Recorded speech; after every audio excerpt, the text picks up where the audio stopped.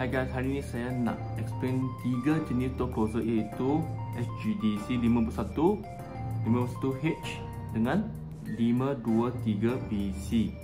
Yang pertama 51 iaitu yang biasa punya untuk pintu seperti bilik punya dan plywood ataupun pintu yang berat maksimum 30 kg.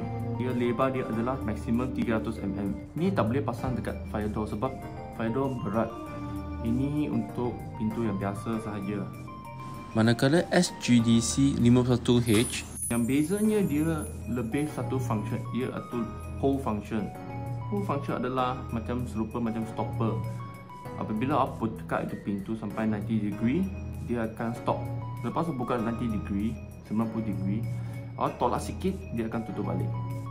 Manakala SGDC 523BC, dia boleh tahan lebih berat, pintu yang lebih berat, yang lebih besar. Lebar dia boleh sampai 900 mm dan berat dia boleh sampai 65 kg. Tetapi door closer ini tak ada hold function juga. Pilihlah door closer yang sesuai untuk rumah atau kedai atau mana-mana pintu. Kalau salah beli, tak apa, beli lagi. Thank you.